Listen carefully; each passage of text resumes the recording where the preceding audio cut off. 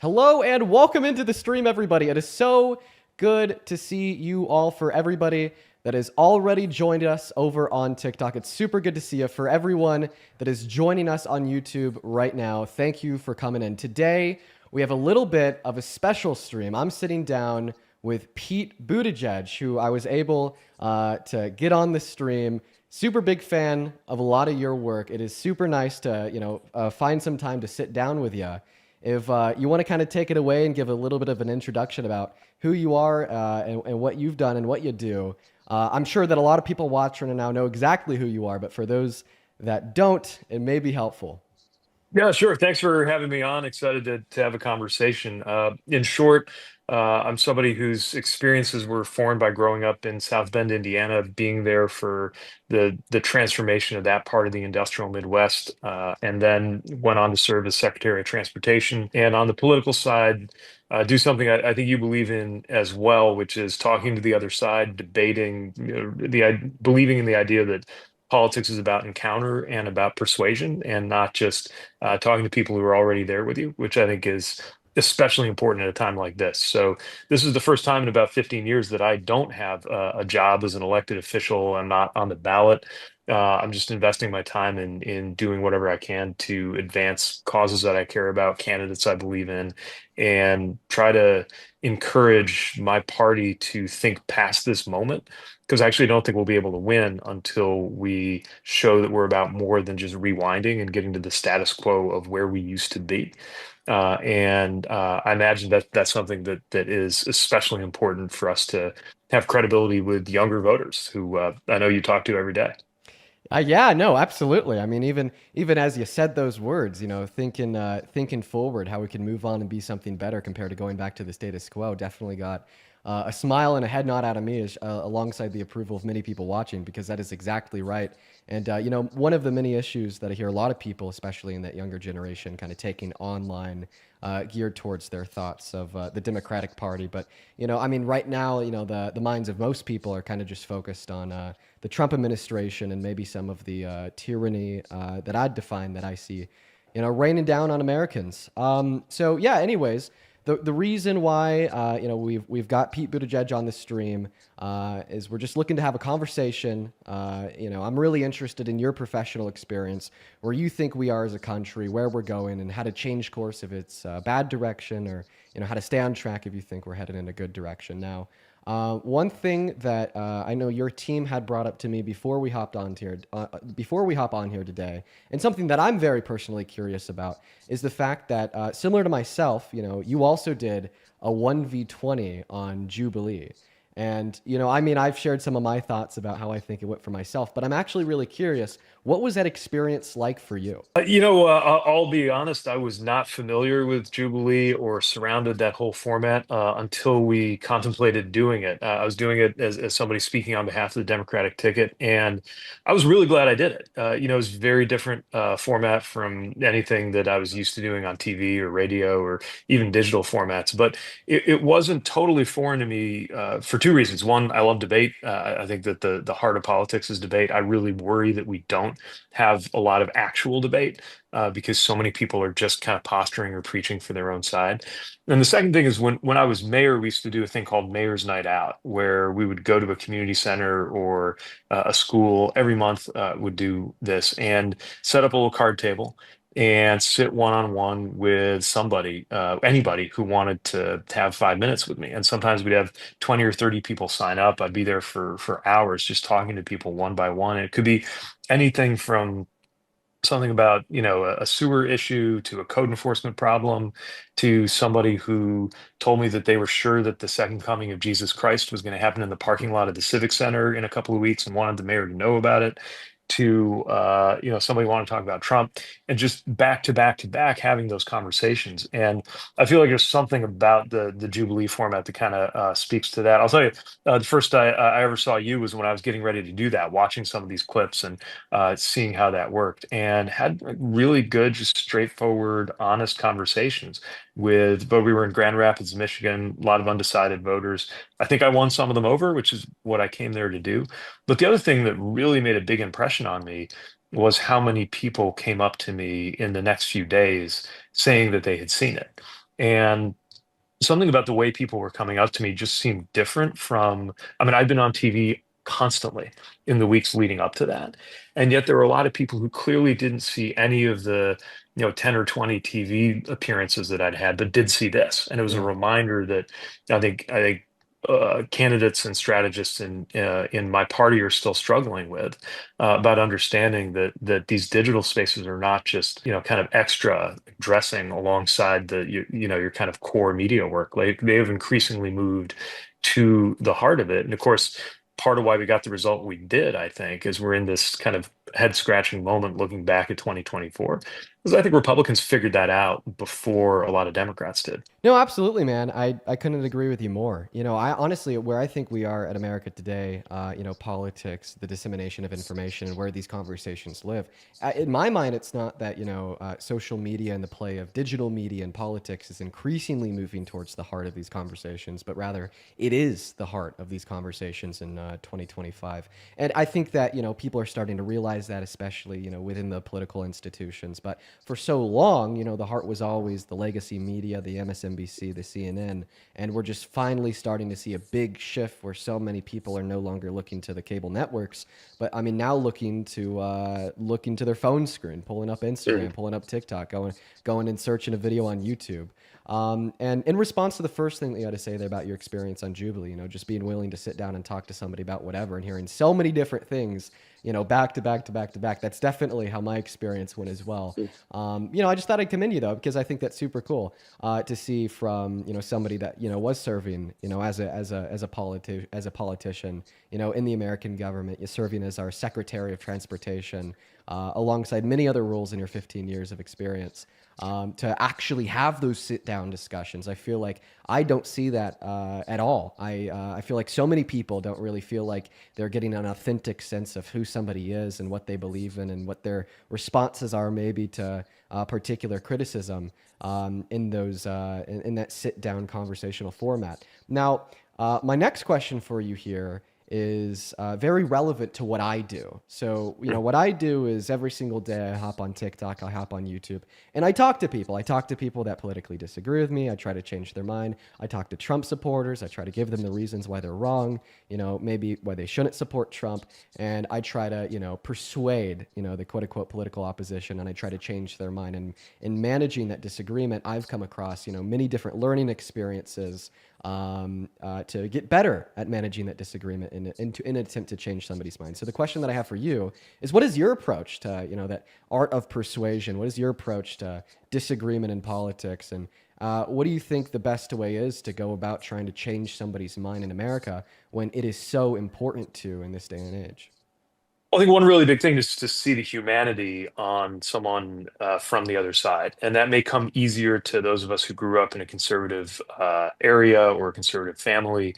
I think for others, as we're increasingly sorted out into liberal and conservative enclaves, it's actually harder to do. And it's especially harder to do digitally. I think in person, if you're like talking to somebody next to you, I don't know, at a at a social gathering or on an airplane or whatever it is, you're even if you're clearly from a different place politically, you're probably not going to be an asshole about it. Online, when we're all kind of faceless, like behind our Twitter handles or whatever, there's less of that. So one thing I appreciate about what you're doing, I think, is trying to find a way to cross that over where there's still regard for the humanity of the other person, which, by the way, doesn't mean backing off your positions. I mean, to me, it's a sign of respect for another person to debate them very fiercely and stand on the ground of the facts as you see them and the values as you recognize them. But I do think there's something about just appreciating that you're talking to a person and appreciating that if I came up in a different media environment or a different community, I might have different values, and recognizing that as the foundation for where the other person's coming from before going in as strongly as I can, saying, "Look, I know you think this, but I think it's better to think that," and fighting for it. Yeah, I mean, I think that, producing a space where you could have more respectful dialogue is definitely important towards that persuasion and in an attempt to change somebody's mind. That's something that I've had to learn. That's not a skill I was born with. That's something I've had to learn as I've had these conversations over the last year or two. Because in starting, what I do now, sitting down having these debates, hearing something that I just thought was wrong, something I think is just evil, just terrible. My first gut reaction for so long is just to hop on it, get loud, like why the hell are you saying what you are? What the fuck? You're insane. But I've learned that I got to come to these conversations with a little bit more of a calm demeanor, with a little bit more respect, just to try to change the mind of whomever I'm speaking with. So I think that you got a great point there. 110%. I mean, that's something that I've seen in my day to day life, having these conversations, as I said. Now, I think for the bulk of our conversation that remains here, I'm just really interested in your thoughts on where we're at as a country today, where you think we're going, and Donald J. Trump and his leadership. Because that's something I talk about every single day, and I'm, Yep. I'm interested in hearing from you about it. One Um, thing I've been thinking, sorry, go Go. ahead. No, go ahead. One thing I've been thinking a lot about is the kinds of discussions I was having arguing over politics when I was like 20. Because at the time, a lot of the debates I would get into with conservative friends and over beers and in dorm rooms, whatever it was, often they would be the ones who would strongly be against a stronger role for government, right? And I was somebody who believed government should play more of a role in healthcare, more of a role in making sure that the economy is fair, a whole bunch of other things, more of a role in protecting people from gun violence. And they would always come at me saying, the more power the government has, the more someday you're going to see things like federal agents marching down the streets and people getting, handcuffed for what they believe. It's going to be tyranny, right? If you even have background checks on guns, like one day there's going to be tyranny. And what's crazy to me now is it feels like tyranny has come in through the front door. So all of these images, like masked federal agents stuffing people into vans, that seem to me like they're out of the fever dreams of conservatives and libertarians, uh, are now things that are happening. And to me, it would seem that a principled conservative or libertarian or liberal all ought to have a problem with that. And I think there's more and more of that. One other thing I've observed is this president, this White House tries to create this sense that they are just unstoppable, that there's just this wall of inevitability, like it's a steamroller coming at you. And there's a couple things that make it clear that that's not true. One is they've never actually had majority support among the American people. I'm not an election denier. I mean, he won the popular vote, but even then, he won it with just a little under 50%, and he's a lot less popular now than that. So it's just not true that most Americans are on board with this. Doesn't mean most Americans are big Democrats. We'll get into that in a minute, but it's very clear that most Americans are not on board with this, and that's why things like the rallies over the weekend, millions of people taking to the streets, is really important. I'm also looking for other signs of cracks in the armor of this kind of wall that he's trying to create, this image he's trying to create. Just heard about something from Indiana, which is really good news. So he's been trying to push Indiana to gerrymander their congressional seats so that no Democrat could win anywhere in the state. It would be 9-0, even though it's a Republican state. But if you pick 9 people at random from Indiana, 3 or 4 of them will be Democrats, 5 or 6 of them will be Republicans. But they want, in terms of the people they send to Congress, they want to be 9-0. And Trump and Vance really cared about this. JD Vance went to Indiana to strong arm these legislators. Trump got on the phone pushing him to do it. And we've learned today that they said they just don't have the votes to do it in this very, very Republican state. So again, what that shows to me is that there's something of a paper tiger, that his inevitability, his domination is only real if people believe in it. And it's really important that we poke holes in that because most people don't.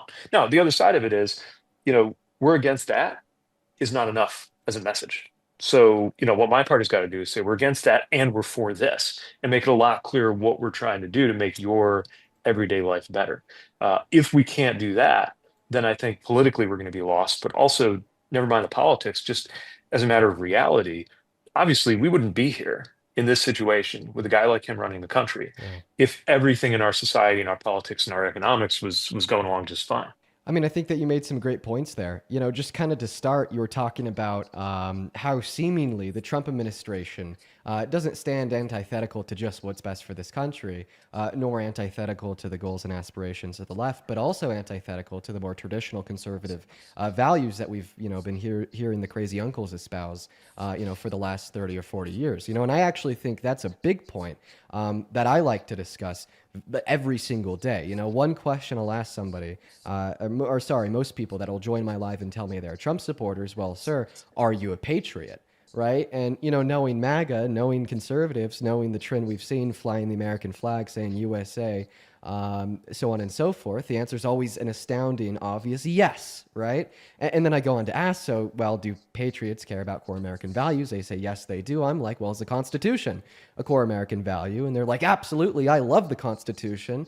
And then we start talking about how Donald Trump's saying that it's now illegal to criticize him in the media. He wants to ban the burning of the American flag, even though SCOTUS ruled that was constitutionally protected in the 80s. His attacks on the 14th Amendment, his straight up, calling for the abolition of the 22nd Amendment and saying he might want to run for a third term, so on and so forth.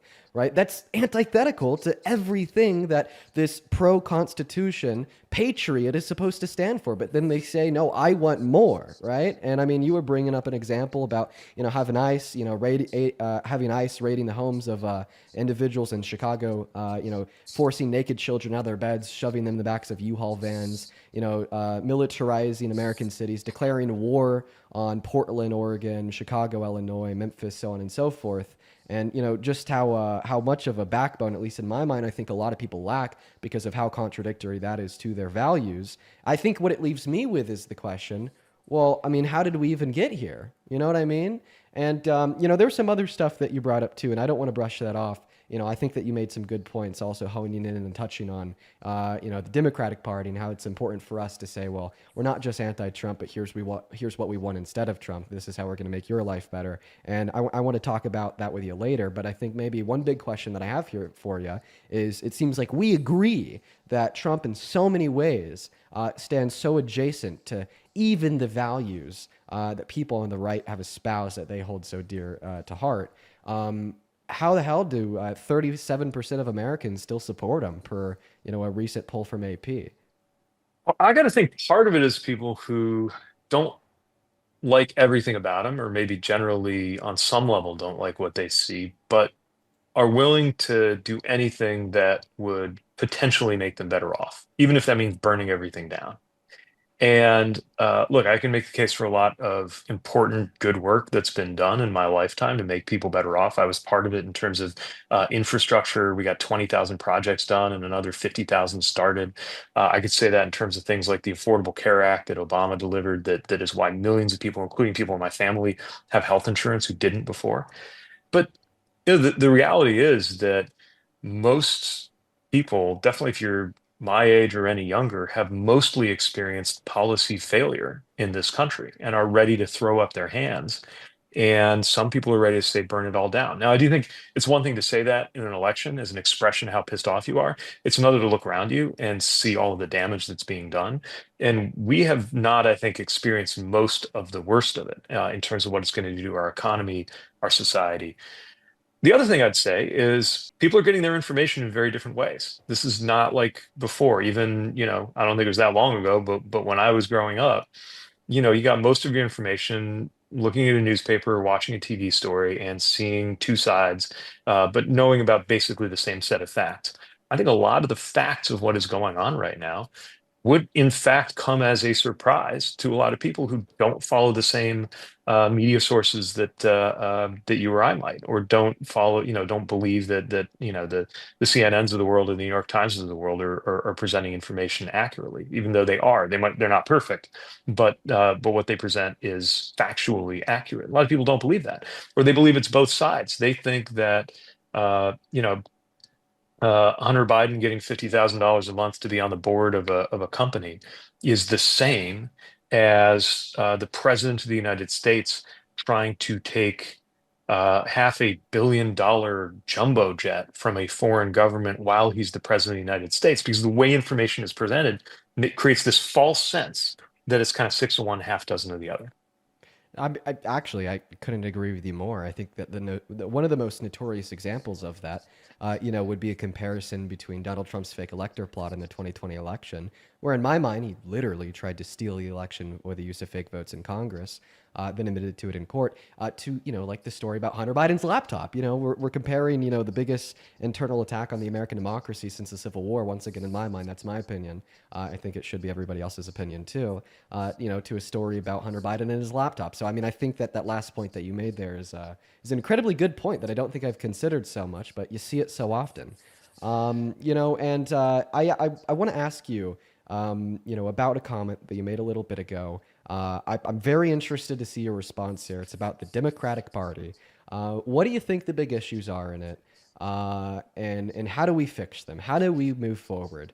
I'd like to quote a clip that I saw of Bernie Sanders talking to, I believe it was Rachel Maddow a couple days ago. It may not have been. It may have been somebody else. And he was asked, well, like, why is the Democratic Party polling so low? Why is the Democratic Party losing the support of so many people? In a lot of ways, including myself and a lot of my audience, the Democratic Party is losing our support too. And he said one of the reasons maybe is that the Democratic Party just isn't focused on affordability anymore. 30 years ago, if you wanted, a less expensive house, you look towards the Democrats. If you want better social safety nets, you look towards the Democrats. If you want your rent to be lower and your gas to be cheaper, the first party that comes to your mind is the Democrats. So maybe if you want to touch on what Bernie had to say and kind of wrap in your own thoughts of what the big issues are within that Democratic Party and how to overcome them and fix them, gearing towards the future, I'd love to hear what you have to say. Yeah, I mean, I don't agree with him on everything, but I think he's right to name those kinds of issues as the big things on people's minds. And if our party is not viewed as focused on that, if we don't look like we are squarely focused on the basics of life, then it seems like we're not in step with what's really on people's minds. Like I said earlier, the most formative experience in my kind of professional political life was as a mayor. So my whole world in politics began with taking care of the absolute basics, like clean, safe drinking water and making sure the sewers work and plowing snow and picking up the trash. And at the federal level, I think it's also about the basics. Can you hope to actually afford a home, like buy a home in your life, or do you feel like you're going to be renting your whole life and you can barely afford the rent? Is healthcare going to be remotely affordable? Is it going to be, utility bills are even in places where they used to be comparatively affordable, are going up, up, and up. Who has an answer on that? But I also insist that we have a better answer on that. We stand in contrast to Republicans who are either actually actively making it worse, like health insurance, where Mm. if you're on ACA insurance, there's a good chance, literally in a few days from now, you're going to get a letter showing you how Trump and the Republicans have doubled your premiums. Or whether we're talking about taxes, where there's just a very clear difference between Democrats who believe in making sure the wealthy pay their fair share and Republicans who are cutting taxes for billionaires, or whether we're talking about any of the other issues that really are at the center of our day-to-day life. And part of why I think it's so important to be communicating in different spaces, including digital spaces, is to present that, like to present what we're seeking to do to make everyday life better off, and to contrast us with the caricature of Democrats that I think is being painted. And by the way, a lot of money goes into this. I mean, all the way through to clipping factories pushing stuff on Discord. The right has put a lot of money into creating a certain image of Democrats that means a lot of voters who actually agree with us don't believe that we are for them or with them. No, I absolutely agree with that last point. I think one way that Trump kind of revolutionized politics in modern American history was from shifting it away from this paradigm of trying to stay somewhat associated with what the facts are and what the facts aren't. Trying to stay a little bit overboard, a little bit above board, and then just kind of adding your own interpretation of what they are. And the shift that I think Trump has made in American politics is away from trying to stay in association with facts to now we just have this belligerent man leading this belligerent party that now, will just lie straight to your face. They'll tell you the sky is red and the earth is flat, of course, metaphorically in reference to American politics. I mean, look at the most recent example of that with the government shutdown. They're out here telling people that the Democrats shut the government down because they want to give undocumented immigrants free health care. Meanwhile, that's been illegal because of like 4 different pieces of legislation passed in the federal government in the last 50 years that specifically restrict non-emergency health care and other welfare benefits to only residents and citizens. They'll just lie straight to your goddamn face. And I think maybe that's one of the reasons, we see your last point there of the right just,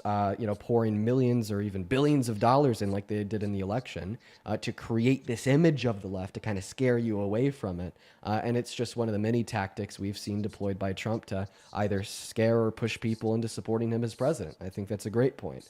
And one other question I wanted to ask you about the left, and just ask you about American politics as a whole, and I'm really curious about what your response is going to be here, is we have seen a growing sentiment that is anti-Israel, that is standing against the state of Israel in the American youth, not just on the left, but on both sides. I think according to a recent poll that I just read, 71% of Democrats at the age of 50 or younger, and 50% of Republicans at the age of 50 or younger do not think that we should be supporting the state of Israel. They're anti-Israel.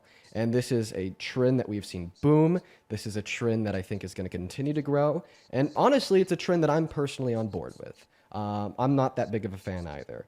And I wanted to get your thoughts on kind of this praxis that we see here of maybe this discrepancy between the Democratic Party and between the Republican Party too, and the American people, with this growing disagreement, honestly, where when I look towards the Democrats in Congress, when I look towards the DNC, right, they're saying one thing, and then me and 71% of other Democrats under the age of 50 are saying a complete other thing. How do you look at this growing sentiment of being anti-Israel? What do you think it means for America? And where do you see this going with such strong disagreements, even within your own party, from the congressional level to the personal level? What I believe is there's a difference between being against the behavior of the Israeli government, the conduct of Netanyahu, the settlements, the annexation, the atrocities that took place toward the Palestinian people in Gaza, versus being against or for the security of the Israeli people, their ability to live and not be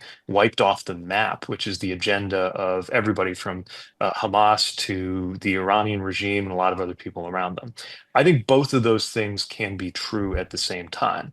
And I know a lot of people who, through historical experience or life experience, believe that Jewish people will not be safe anywhere unless there is a Jewish homeland. And I think you can believe that and oppose, as by the way, many on the Israeli left and center left courageously do, the conduct of the government there. So I think the question for the US is how can we support freedom, peace, and self-determination for both peoples on this small piece of land, Israelis and Palestinians. And I've been there. I've seen, if you go in a helicopter, you can see from the river to the sea at the same time. This is a small piece of land.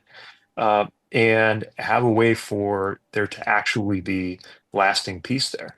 But I think these things can all be true at the same time. And I do believe that, look, obviously, there have been a lot of failures in US politics when it comes to preventing what has happened in Gaza, and when it comes to generally making sure that there is peace and safety for both of the peoples in this land. I also don't think in the long run that we can expect that this will get better when you have somebody like Donald Trump in power, somebody who sees, I think, a kindred spirit in Netanyahu. Netanyahu, somebody who has no regard for even the possibility of a two-state solution, is doing everything he can to sabotage that, actually, which is really what these settlements and this talk of annexation is about. And I think that there will not be any kind of lasting peace in the region until we have an America that is, yes, more willing to use its leverage to shape the actions of the Israeli government, but also finds a way to do that in a way that doesn't give quarter to those who really do want to wipe this country and its people off of the map. Yeah, well, I mean, I just a couple quick thoughts of my own there. I think point number one, I think everyone can agree that, innocent civilians don't deserve to die, right? And I feel like that's a fact. That's a fundamental fact that everyone can agree on. And I think maybe one of the reasons why we see this growing like anti-Israeli sentiment is because of what you pointed out, the actions of the Israeli government, the actions of Netanyahu, and just how deplorable they've been in the eyes of so many, including myself. And like specifically on like the state of Israel, I don't know. My thoughts is I personally endorse a multicultural democracy. In America support a separation between church and the state. I support that globally too. I think that's a good thing.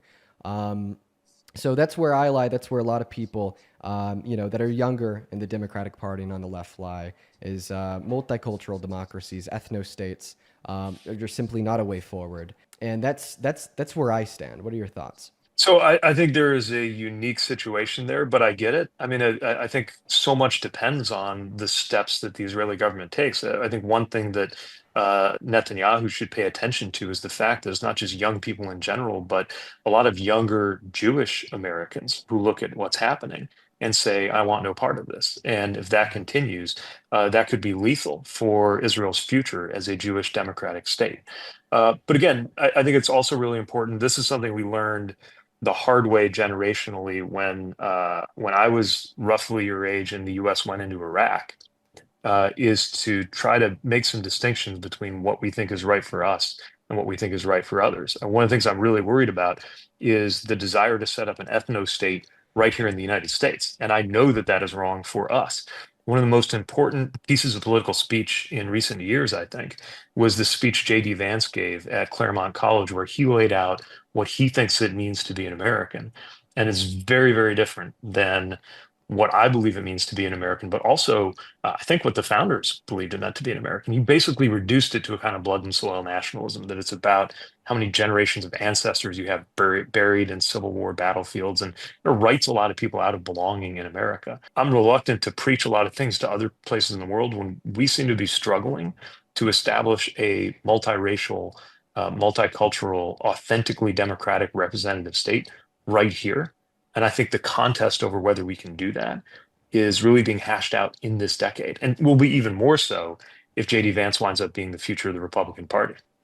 Yeah, I mean, listen, I could agree to that. I guess from my perspective, what my thoughts are is I think that there's some things on the left that I disagree with to do with this topic. Just everything that I've seen in the last couple of years. I've seen an intentional ethnic cleansing. I've seen, videos of, 5-year-old girls going up in flames in schools on the Gaza Strip, and I just look at that and I say that's absolutely terrible. But I can definitely agree, and I think that every American should be too, that these actions are only further emboldened and made worse by the right compared to the left. Before the election, something I talked about a lot is I disagree with Kamala Harris on this subject. I do have some disagreements there. I'm not pro-Israel. It's just I think that's the rational position to take on. But when you compare what she ran on to what Donald Trump ran on, coming out with statements saying that he just wants them to finish the job, he disagreed with a minimal weapon blockades that the Biden-Harris administration had put on weapon shipments to Israel,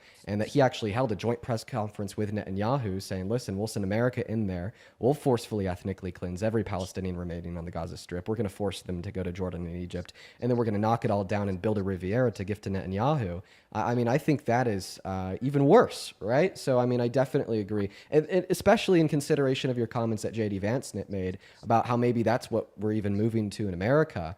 With making it this, in my mind, I've seen and I've heard comments from the Trump administration that are very indicative of this quasi form of white nationalism, coming out with Donald Trump saying that you could look at an immigrant and identify if they're good or bad, or, even Homeland Security going on Twitter, posting things that, in my mind are just comparable to Nazi propaganda we saw during the 1930s. Some facts that we've learned about people who've served under his administration, like Paul Ingrassia coming out saying that he's on Nazi streak, or J.D. Vance's response to the young Republicans in that Signal group chat where they were saying, I love Hitler. Then he's like, oh, they're kids we shouldn't care, even though they're 33, is astounding. And I mean, it's crazy that's the direction that we're heading in as a country. And there's more where that came from. Look, what we're seeing is under the hood of a lot of people who are very influential in this administration. And at a certain point, you have to say that this is a pattern, right? It's not just like somebody made a stray remark or something weird happened or you had one bad apple. This is something again and again and again. And of course, there's a relationship between a Trump appointee sending racist messages or saying that he has a Nazi streak and the decision of President Trump to host a Holocaust denier at Mar-a-Lago. These are part of a bigger pattern, and we have to ask what that pattern represents, what it means, what it tells us. And I think a big part of what it tells us is that the people in charge of this administration think about Americanness, think about American belonging, mostly in terms of exclusion, in terms of who you get to write out of that project. And it makes a lot of people desperate to be written into the project. But sooner or later, this sort of thing comes for you. And I think that we see it in the racism, the anti-Semitism, the other things that have been exposed under the hood of so many of these people. And then a lot of these folks are going into positions of real power. Like this guy, it sounds like his nomination has been disrailed, but the Office of Special Counsel has enormous power in the U.S. government. So do a lot of these people who aren't appointed, confirmed officials, but they're in these group chats making decisions. It's not like the things they're saying in the group chats are unrelated to the decisions they're making or the actions that they're shaping as influential Republican advisors. Yeah, no, I mean 110%. I mean, you brought up him hosting Nick Fuentes at the White House, and I completely forgot about that until you brought it up. Yeah, absolutely insane. Can't even believe that's happening. Maybe one other thing that I'd like to bring up here is, well, what are your thoughts on the next 3 years? I think way earlier in our conversation, you pointed out that you think things are only going to get worse than they already are. And when you said that, the first thought that came to my head was, well, in 8 days, November 1st, according to the Department of Agriculture, they're going to run out of funding for SNAP. And there's many states now where millions of people are going to lose the benefits that feed them and feed their children. And I mean, that's only 8 days away. What's 3 years away? What do you think the next 3 years under Trump is going to look like for us? Yeah, I mean, if SNAP benefits run out, if the Trump budget prevails and you see the premiums go up, you see the people getting kicked off Medicaid, if the continued price. By the way, I want to make clear something about these tariffs, right? We've got uh, basically a federal sales tax that's being imposed on all of. They don't call it that, but at the very moment that they're cutting taxes for billionaires, they're raising revenue for the government by making you and me and everybody else pay a federal sales tax on imported goods, aka a tariff, when you go to Target or Walmart or wherever to buy things. So these things are going to continue to mount and create more and more pressure on the economy, more and more pressure on people in their lives, to say nothing of the abuses against our rights. And they go for the law firms first, the universities, then they go for late night comedians, and it's not like they're going to stop there. Having said that, I don't think this has to be a one-way trip. I wouldn't be doing politics if I didn't think there was a different and better way. Another thing that's coming up in a few days is an election. Now, that's an election in certain locations, but I was just in one of those locations. Yesterday, I was campaigning in Charlottesville and with Abigail Spanberger, who's running for Virginia for governor there. That's a chance to send a powerful message. Same thing as New Jersey. There's another state that has their gubernatorial election this year, as opposed to when most of the elections happen in the even-numbered years. The statement that those elections can make, the statement that the marchers in the No Kings rallies have made twice now, and in a huge way this past weekend, other things can change the amount of power that this president has. Yes, he has the official power of the presidency, but obviously, he's not just trying to assert the normal presidential powers. His other power, his power to dominate the party, his power to try to dominate us, actually depends on a pretty flimsy foundation. It depends on a lot of people, especially his enablers in Congress, believing that they have more to fear from him, from crossing him, than from crossing the rest of us, the American people. In other words, they currently believe that there is more political pain for them if they stand up for what's right, things that even as conservatives, they know they should be against him on, than for doing the right thing. If that changes, when that changes, and only that the people collectively can change it, a lot of other things change without us having to wait 3 years for the next presidential election to have some kind of hope. And so part of what I'm out there doing, obviously I'm involved in campaigns and elections, but I'm also trying to encourage more people to be part of other actions that make a difference. Again, it might sound small in the grand scheme of things, but I'm really energized by this news out of Indiana because we didn't have any official power there. This is a Hmm. GOP supermajority in the House and in the Senate there. But we did a big rally. We had hundreds of people in the state house saying this isn't right. We did media, a lot of things just to shine a light on it. And sure enough, like even after personal intervention from the president, they don't have the votes. This is the kind of thing that builds on a different theory of power, that there's more to power than just what buttons you get to push in the White House or in the executive branch. That is the thing that gives me hope right now, knowing that if we don't use that power, then things continue to happen that will make more and more Americans worse off in incredibly painful, sometimes life-threatening ways. Yeah, well, I mean, that was going to be the next question the next and last question I had for you was, well, what's giving you hope right now? And it seems like you just answered it. I think that, we're just about out of time here. I mean, there's a lot that you said that I agree with. Listen, I just wanted to personally thank you for coming on here because even though there's a lot that we agree with on, and I mean, there's just, 99% of what you said I thought was fantastic. I appreciate you for being willing to sit down with me, even though there's a little bit that we disagree on too. And I think that having these conversations, that's the productive way forward as a country. And I really hope that we'll see, more of these conversations, maybe even longer conversations with a little bit more nuance on these questions, so on and so forth, come out of, other people that are ranking high in the Democratic Party. I know that puts a big smile on my face, but listen, I really appreciate you so much for joining me on stream today. Thank you so much for the dialogue.